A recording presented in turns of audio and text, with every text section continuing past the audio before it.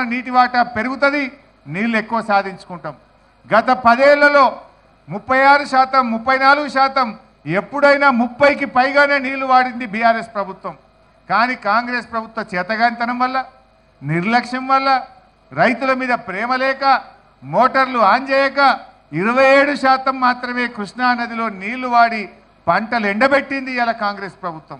గోదావరిలో దేవాదుల మోటార్లు ఆన్ చేయలేదు, కృష్ణాలో ఇలా నెట్టంపాడులో కానీ, భీమాలో కానీ, కోయిల్ సాగర్లో కానీ, కల్వకుర్తిలో కానీ సకాలంలో నీటిని ఉపయోగించుకోక ఇలా రాష్ట్రంలో పంటలు ఎండడానికి కారణమైంది. అందుకే ఇలా రైతులు ఏమనుకుంటున్నారు, నీటి తీరువా లేకుండా నీళ్ళు ఇచ్చింది బీఆర్ఎస్, 24 గంటలు మోటార్లు గారకుండా కరెంట్ ఇచ్చింది బీఆర్ఎస్, రైతు బంధు పెట్టింది బీఆర్ఎస్, రైతు బీమా పెట్టింది బీఆర్ఎస్, రైతుల కోసం కృష్ణా గోదావరి జలాల మీద పెండింగ్ ప్రాజెక్టులను పూర్తి చేసి కొత్త ప్రాజెక్టులు కట్టి ఇవాళ ధాన్యం ఉత్పత్తిలో తెలంగాణ నంబర్ 1గా నిలిపింది కూడా బీఆర్ఎస్. అందుకే ఈ సభకు రైతులు పెద్ద ఎత్తున వస్తూ ఉన్నారు, యువత పెద్ద ఎత్తున కదలి వస్తూ ఉన్నారు. స్వచ్ఛందంగా కూడా రాష్ట్ర వ్యాప్తంగా కూడా మా అంచనాలకు మించిన జనం వస్తారనేది ఈరోజు మాకు వస్తున్నటువంటి సమాచారం. మా పార్టీ తరఫున తరలించే జనం కాకుండా స్వచ్ఛందంగా వచ్చే జనమే చాలా ఎక్కువగా కనబడతా ఉన్నారు.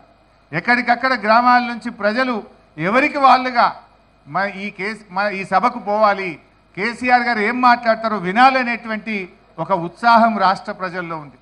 నిజానికి ప్రజలకే కాదు, కాంగ్రెస్ వాళ్ళకి ఎక్కువ ఉన్నట్టుంది. కాంగ్రెస్ నాయకులే ఎక్కువ మాట్లాడుకుంటున్నట. ఏం మాట్లాడతాడు రాబాయ్ కేసీఆర్, ఏం చెప్తాడు రాబాయ్ ఈ సభలో అని చెప్పి ఇలా కాంగ్రెస్ నాయకుల్లో కూడా టెన్షన్ స్టార్ట్ అయిపోయింది. ఏం టెన్షన్ స్టార్ట్, మీరు ఏం తంటాలు పడ్డా ఖచ్చితంగా మళ్ళీ వచ్చేది ఈ రాష్ట్రంలో బీఆర్ఎస్ ప్రభుత్వం. 600 అయినా ఈ రాష్ట్రంలో మళ్ళీ బీఆర్ఎస్ ప్రభుత్వం అధికారంలోకి వస్తుంది, ప్రజల ఆకాంక్షలు నిజం చేస్తుంది. ఎందుకంటే ఇవాళ ప్రజలకు కూడా ఒక విషయం అర్థమైంది, ఇలా కాంగ్రెస్ది మాటల ప్రభుత్వం తప్ప అది చేతల్లో అమలు చేయలేకపోయింది. కొత్త పథకాలు దేవుడరికి కానీ ఉన్న పథకాలని కూడా ఇవాళ చేతులు ఎత్తినటువంటి పరిస్థితి ఉన్నది. ఆర్థికంగా ఈరోజు రోజు రోజుకు కూడా ఇవాళ ప్రజలు చితికిపోతూ ఉన్నారు, ప్రజలు ఇబ్బంది పడుతూ ఉన్నారు, ప్రజలు కష్టాల్లో పడుతూ ఉన్నటువంటి పరిస్థితి కనబడ్డది. అందువల్ల ప్రజలు కూడా మళ్ళీ కేసీఆర్ రావాలనేటువంటి ఆలోచనకు ప్రజలు వచ్చారు.